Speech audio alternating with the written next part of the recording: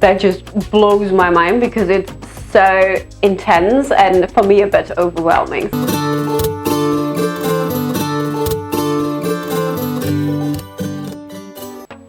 Hi my dears, welcome to episode 2 of my series Intercultural Relationships, and today we're gonna look at food. This is something that everybody loves and it's super important in different cultures, so I think it would be interesting also to compare the way Germany and India deals with food and the different aspects of it.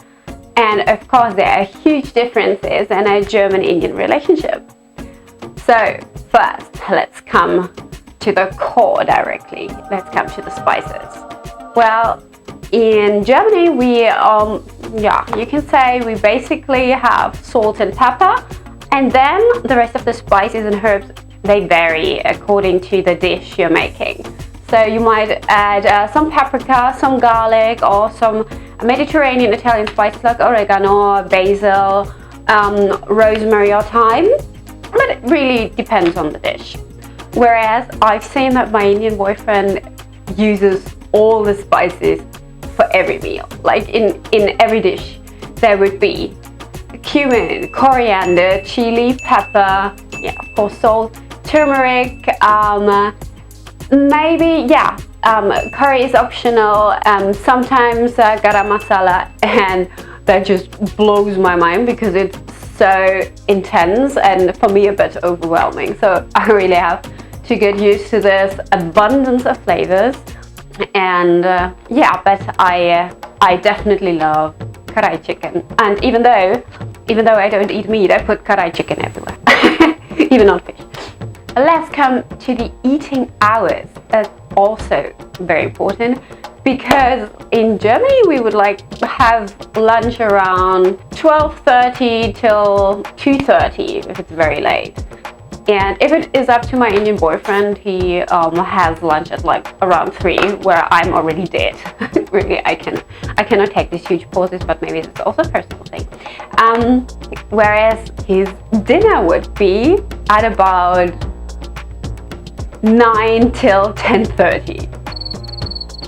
And then I'm really literally already dead, because I normally have dinner at around 6:30 till 8:30. So oftentimes we don't manage to eat at the same time because we have different needs and grew up with different lifestyles or habits. So but we often also cook together in the evening, and I eat something in between because I'm the person who's always eating in between. Let's also talk a little bit about food composition, because what I've noticed that the Indian cuisine has loads and loads of carbs. I mean, there is not the Indian cuisine, I'm well aware of that. There are so many different influences, northwest, east, central, and all of the subgroups. I mean, there are as many cuisines probably as there are languages, but generally what I've noticed from his cooking and also from street food videos that I watch or documentaries is that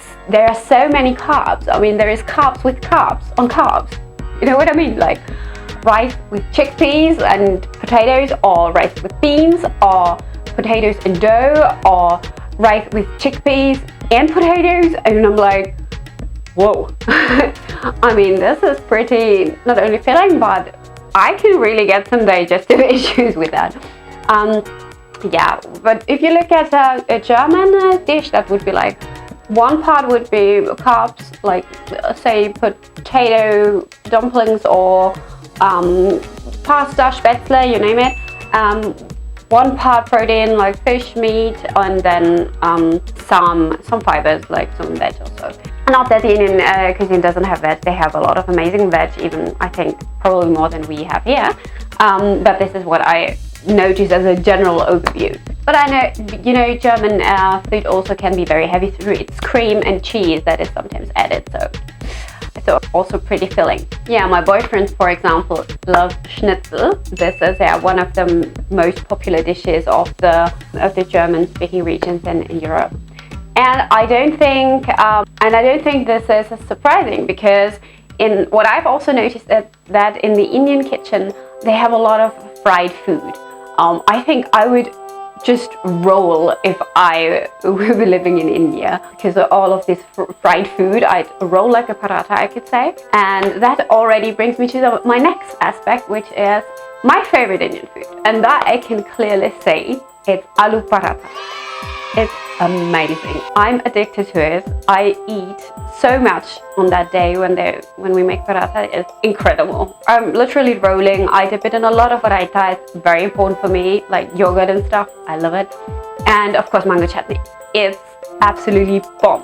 I could have it like every week. I know that for you it's ridiculous because often you have it every day, but it's a lot of effort to make, but we're getting better with it. In the beginning it was still a battlefield, but now we're really growing into pros. Another thing about food is the pace in which it is consumed. So what I've noticed that my Indian boyfriend, he always like rushes it down as quickly as possible, get rid of the hunger, and I can never like follow. So incredible how fast that huge plate disappears. And I think that also comes from the fact that India is such a densely populated country that if you go like to restaurants or somewhere, you don't sit there for long. You eat your food, you go.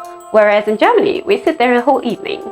We eat like once, and maybe we digest, and we keep chatting and talking, sitting, enjoying the evening. And we might order something else. We might have some drink. Who knows? Because we just don't have the pressure that we need to get up and feed the table for someone else. So, like for me, food is something where you really sit together for a long time and chat and take your time. It's a very social thing in the sense. I'm not saying it's not social in India, but like when you go out, it's like very quick. And also at home, I think there's often like, let's get back to work, let's get back to studies. I think here it's a bit more slow down, so to speak. But all in all, yeah, what can I say? I'm so looking forward to try more Indian dishes. I'm really looking forward to, at some point, try them in India itself. Like masala dosa or a plain dosa. I absolutely love dosa, but it's almost impossible to make yourself. We tried last week and totally messed it up. And of course, masala chai, I make that very often myself, and I absolutely love it. It's just really a soul food, soul drink kind of thing. And of course, I love every kind of flat bread, roti, chapati, you name it. And from the sweet, gulab jamun, which is like overwhelmingly sweet, but still great. And beyond that, I also love palak paneer or paneer makhani, which is really great for me because I don't eat meat. So if you have any recommendations what I should try out, or how I can, or how we can improve our dosa skills. We even messed up a pre-prepped batter. Can you imagine that? It was unspreadable. It just got stuck and it was a mess, but it was still tasty, I must say. And also let me know your personal favorite dishes.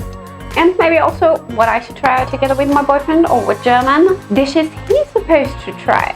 If you like this video, make sure to give me a big thumbs up and subscribe to my channel. And I hope to see you in my next video. I will take turns in posting the Intercultural Relationship series and the Corona World Trip. And also check out my Instagram, Culture Lab and Tasha Travels if you're interested in my travel impressions and travel insider tips. I would love to see you there.